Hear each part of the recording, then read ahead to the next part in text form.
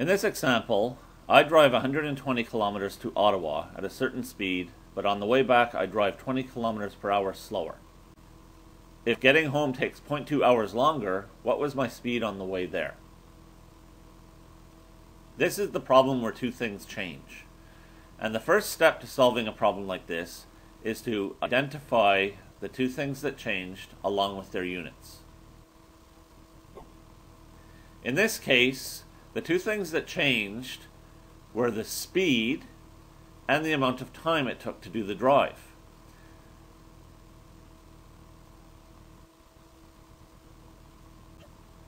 So I'm going to identify those two things here. My speed changed, I'm going 20 kilometers per hour slower on the way back, and the time it takes changed. It takes 0.2 hours longer on the way back. The next thing to do is to look at the question at the end of your problem. That question will ask you for one of the things that changed. And we use this to define our variables in terms of x. In this case, the question at the end is asking me for the speed on the way there. So I define x as my speed on the way there, and therefore x minus 20 will be my speed on the way home. The equation will have a shape like this. Fraction minus fraction equals difference. The other thing that changed, the 0.2 hours longer, goes right here to the right of the equal sign, if we are making our equation in the form of a subtraction. And the unit of this second thing that changed is hours. So basically what we have to do with our information is we have to convert each of these fractions so that its unit will be hours. Distance divided by speed equals time. So if I take the distance, 120 kilometers, and put it in the numerator of both fractions, and then if I put the speed in the denominator of both fractions, I am converting each fraction to have the unit of time. Distance divided by speed equals time in hours. Whenever I am building my equation in this way, if I have defined my variables so that I have x and x minus something, the x minus something binomial will go in the first fraction. This equation will solve our problem. It has a number of hours minus another number of hours equals the difference in the time it took. The question arises though, what if I had defined my variables differently? What if I had defined x as the speed on the way home, and x plus 20 as the speed on the way there? In this case, I have a binomial x plus 20 instead of the binomial x minus 20 involved. And when I build my equation, it's going to look like this.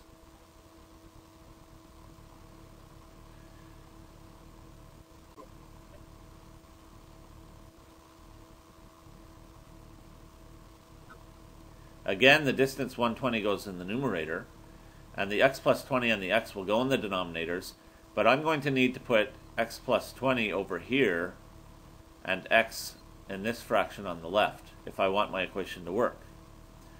The reason for this is that in the first equation, x minus 20 is a smaller number than x. It has to be. And dividing the same value, 120, by a smaller number will give a bigger answer. It makes sense, therefore, that the bigger fraction is here, goes before the minus sign, and the smaller fraction will be after the minus sign, thereby giving us a positive answer. That will make sense.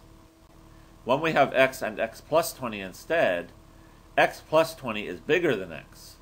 So therefore, I divide 120 by the smaller number x, it gives me a bigger answer. I have the bigger number before the minus sign, and my subtraction will make sense.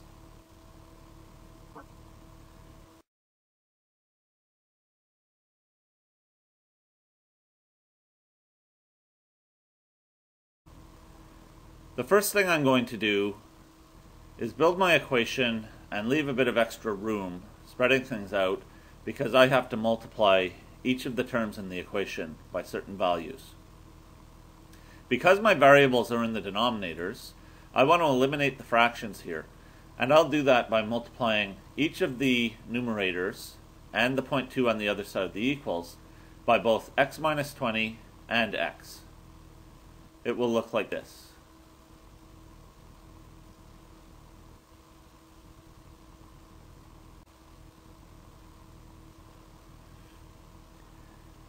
Now, as I multiply, the x minus 20 over here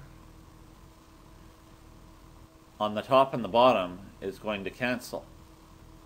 And in the second fraction, the x on both top and bottom is also going to cancel. So as I multiply, the left side starts looking a little bit less complicated. I have 120 times x for the first fraction, that gives me 120x, then my minus sign. Then I'm going to show the multiplication across this bracket inside a bracket. 120 times x is 120x, and 120 times negative 20 is negative 2400. The 0.2 is multiplied by both the x and the x minus 20, and I'm going to do this in stages. 0.2 times x, of course, is 0.2x. In my next step, taking away the bracket, I have minus 120x and now plus 2400 on the left side of the equals. And 0.2x times x is 0.2x squared. 0.2x times negative 20 is minus 4x. This 120x minus 120x, of course, will also cancel.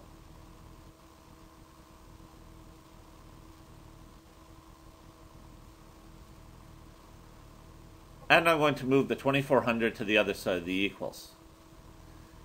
My equation ends up looking like this. 0 equals 0.2x squared minus 4x minus 2400. So we can now see that the building of this equation with all of its complicated steps was just an excuse to give us a quadratic equation. And we are going to solve for the zeros of the quadratic equation using the quadratic formula. I find my a, my b, and my c, and then I calculate my delta, which in this case is 1936. Plugging these values into the quadratic equation, I end up with the two answers, 120 and minus 100. In every case where I do a problem like this, I will throw away the negative answer, and the positive answer must be what I defined my x as in the beginning. Of course, I defined my x in the beginning as my speed on the way there. Therefore, my final answer is my speed on the way there was 120 kilometers per hour. I had defined my speed on the way back as x minus 20, so therefore my speed on the way back is 120 minus 20, or 100 kilometers an hour. Of course, that's the same value as I have in my negative answer that I threw away. This always happens as well. It is a long and complicated process to solve the problem where two things change. But it is easier to remember how to do it if we have the insight that really this is just an excuse to help us build a quadratic equation, and we are going to solve for the zeros.